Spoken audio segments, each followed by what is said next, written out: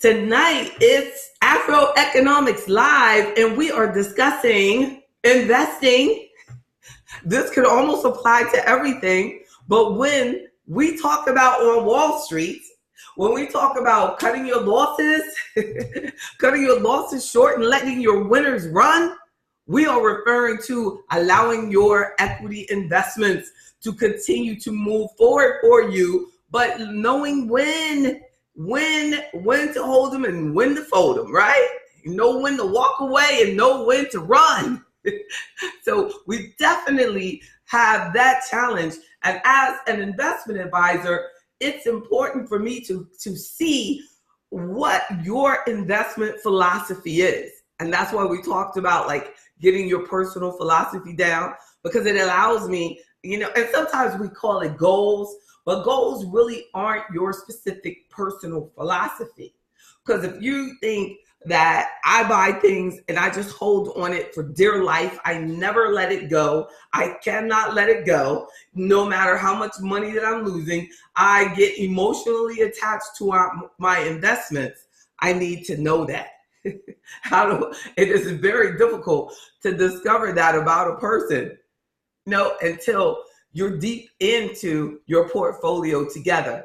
But the good thing a lot is that a person who will have an investment advisor and allow me to be on their team and be a member of AfroEconomics is a person that's more open to getting professional feedback, because that's why you're in it, right? You want someone that does it all the time to give you that feedback. But often when you're alone, and Ms. Roya will agree that I'm sure that she has known friends, she's not like that will actually hold on to things beyond their need. They're no longer producing anything. It's like my friend there that she enjoys gardening. She enjoys things. And some things that are in your garden need to be pulled out. Can I get an amen? Some things that you planted with good intention are blocking up space, and your strawberries are kicking butt, but the tomatoes just are not working, right? So in order that you can look at your investment portfolio that way, why are you? And then I had some reasons, major reasons, things that I have discovered about people on how and why they will say, that we all know that we're supposed to cut our losses and let our winners run. But do we really live by that philosophy? Well, no, because one key reason that I've noticed is that many people, and Ms. Dickens is not a victim of this, but many people will not admit their errors, right? They just won't say, you know what, that was a bad choice. Let me get help and choose something else. They won't say, well, this isn't doing anything. It hasn't done anything for me. The last 5 years, I need to think about or get some research or get additional information on what's going on here. What are the expenses that I'm incurring? Is it the expense ratio? Is it, why is it underperforming the market? And get the help that you need to evaluate that portion of your portfolio. And then, there's one person, you scared me, Dreamer. Dreamer said, for some reason, I can't hear you. Well, I'm going to tell you one thing. It's because you didn't use your real name. Dreamer, if you had used your real name, you can hear me. But, I have covert people that block out the volume for people who don't use their real name.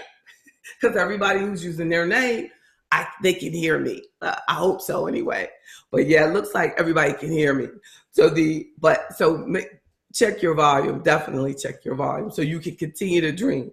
So then another reason that people have neglected to become comfortable with cutting their losses is that they believe, because you'll look at the historical performance of the stock market and you'll see that the stock market moves from 1900, it'll say down here, and then in 2018 it's up here, so it's here, and you're just like, well, the market always goes up. That's the market. And we don't know what the future lies just because we're looking at the historical. But when you see those graphs, generally they're talking about the S&P 500, an index of 500 stocks all put together and over the long term.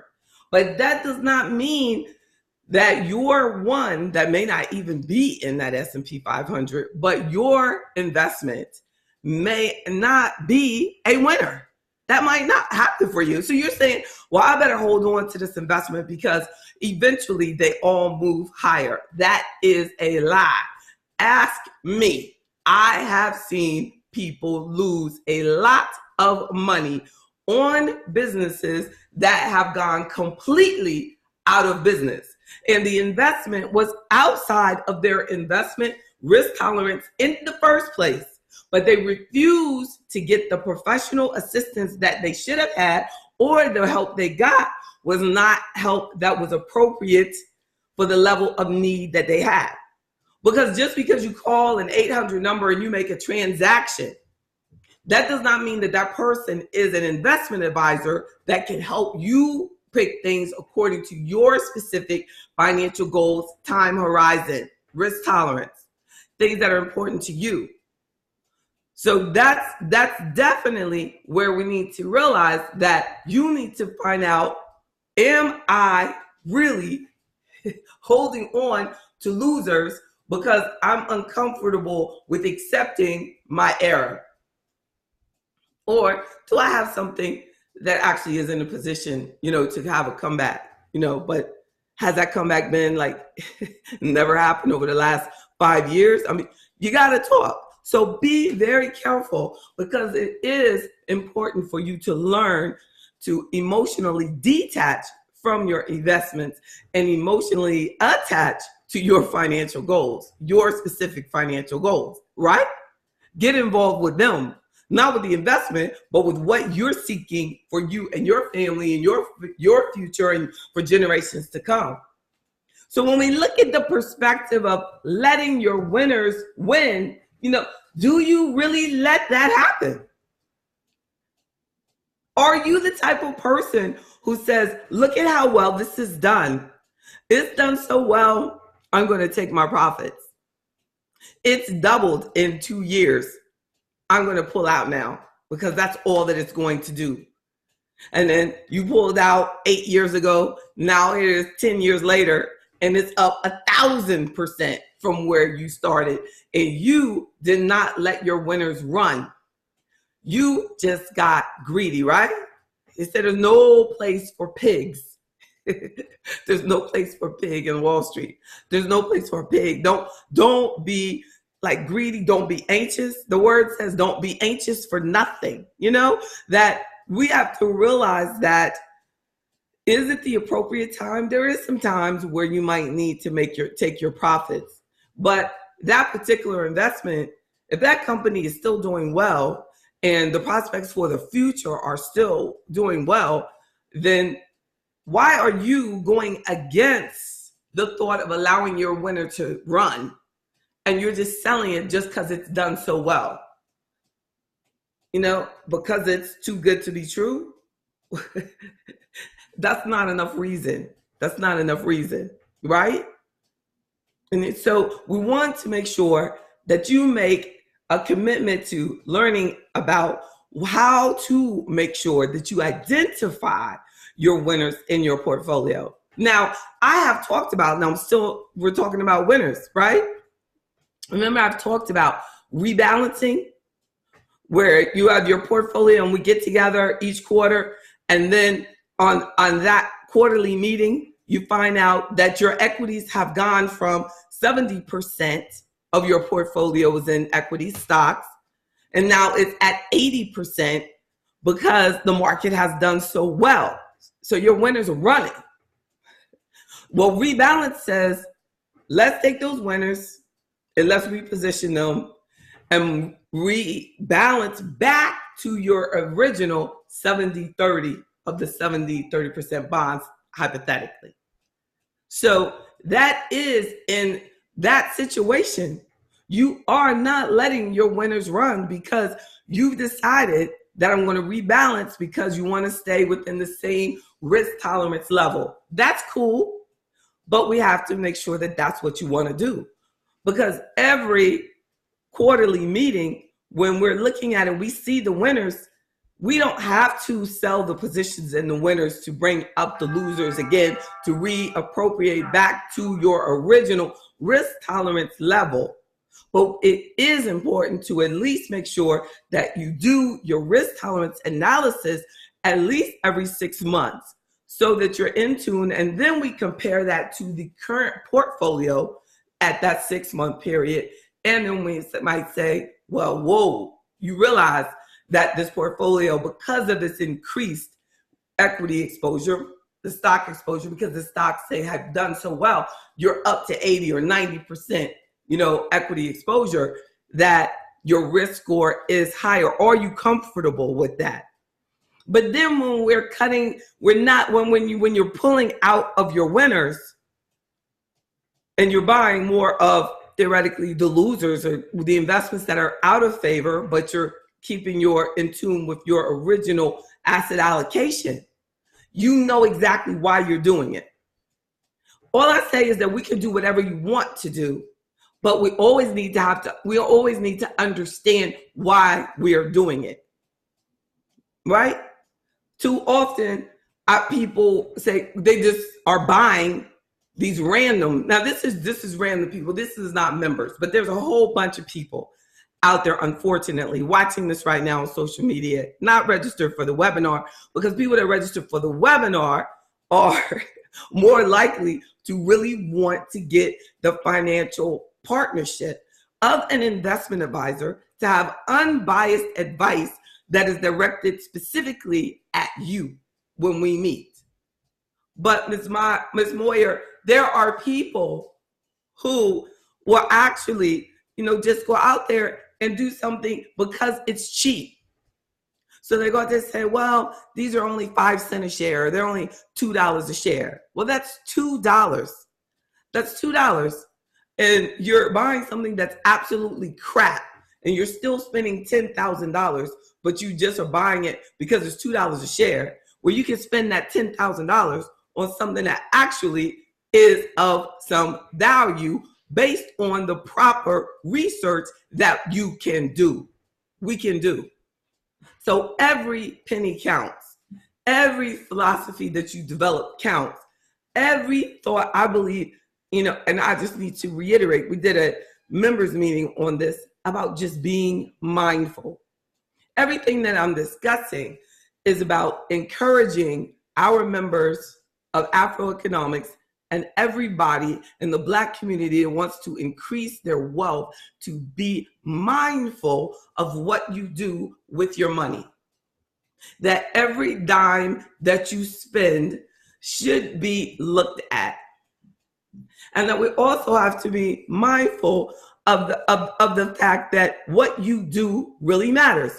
On Monday, I'm talking on CBS in Virginia, WTVR.com. You can go and look at jbbryan.com, JB Bryan and WTVR.com, and look at some of the old tapes. But on Monday, I'm talking about generational wealth because they want to discuss exactly what we're talking about.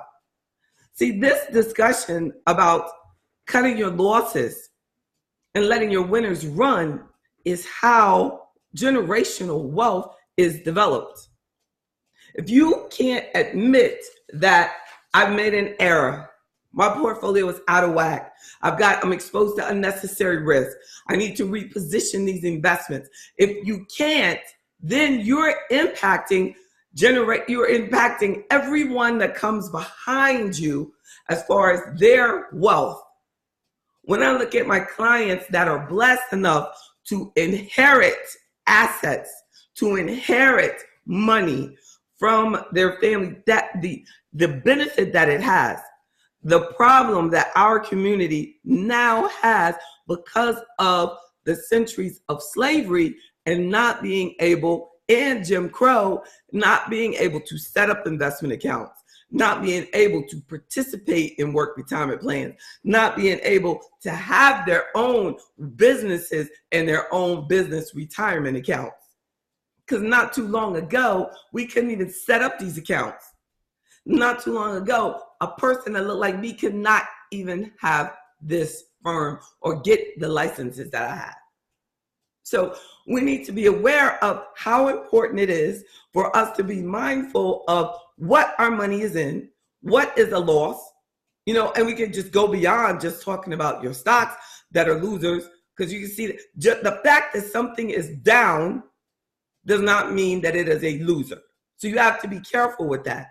Volatility and the price of something being lower for a period of time, an explainable reason for it being down does not mean it is a loser. So volatility will be different. But with everything, when I'm talking about what we have to think through things, we have to think about what we expected from that investment, when we know it's truly underperforming the market and not giving us what we want, and then having a strategy of where we put the money. Because they say, well, we sold our land, or we got rid of the land that we had, and then we end up with nothing. You don't end up with nothing because you sold the land. We ended up with nothing because of what we did with the money when you sell the land. Because you can totally sell raw land from the country, put that money into a much better investment, be much more diversified, being exposed to much less risk, and be very wealthy. And the value of it be worth a lot more. 10 years, 20 years later, be worth a lot more than some land in the back of the woods somewhere. So you got to even think on stuff like that. You inherited the land from the family 20 years ago, and you're like, oh, wow, I got to make sure that that's got to stay in the family. Well, you got to think about, are you losing money? You're paying the taxes. You're not developing it. You're not doing anything with it. It's not generating any income. What is the purpose? Are you helping the family, or are you holding the family back? Because if you're not even there, someone in that community can benefit from it more. You can take the money, put it in a better investment that you have more access to, and then you can move forward, and everybody in the world is doing better.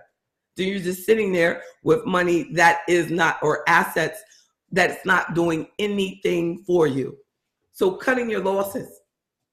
Even it's like people have cars and jewelry and all these things that's just sitting there, jewelry boxes full of stuff, furniture and storage. People spend thousands of dollars of stuff in storage. That's a loss. And you're investing every month into that.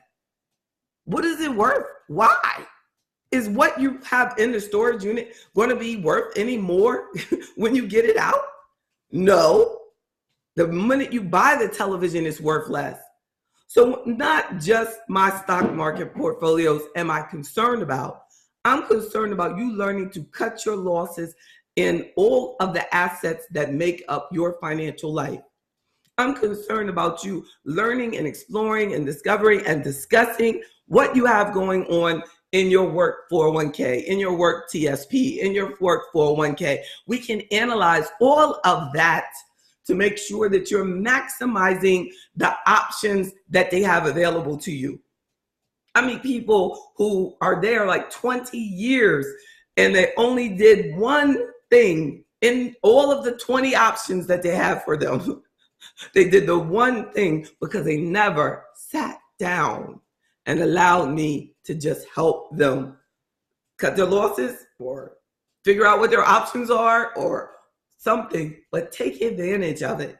Even if it's just a complimentary consultation. Go in here, click on chat and say, I just want to talk to you because I don't know what the heck I'm doing with this raw land that I have down in Alabama or whatever. You deserve it. You deserve to think about being mindful of all of the money, all of the investments, all of the assets that you have, right? So we want to let our winners win. But you got to know what your winners are. Let your winners run. Let them go. But when is the run enough, right? So it's okay. Don't just get rid of your winners just because you think this is too good to be true. I better do this. Don't fear cannot be the basis of making sound long-term financial positions. And that happens way too often. Businesses have been built off the fears of Black folk. Don't be that person. Be mindful. Think through. Get the help that you need. Join AfroEconomics. Let me help you. Even when you join, you got to be committed to making sure that we have our meetings, that we have our calls, that we evaluate your things, that you send me the information. You have to help me help you. Anything, everything is only as good as what you get out of it. Just like that investment portfolios options that they have at work. Like I said, you don't get all that you can get out of it.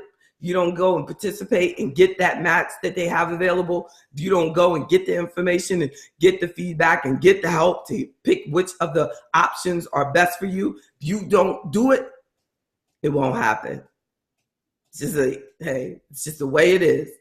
So we're going to continue to focus on cutting our losses short and letting our winners run when it's applicable to us, and being mindful of, just because that's what they say on Wall Street, we have to look deeper into everything that we do. Phrases are nice, but they always need to be brought home to how does this specifically apply to me? What are my losers? What are my winners?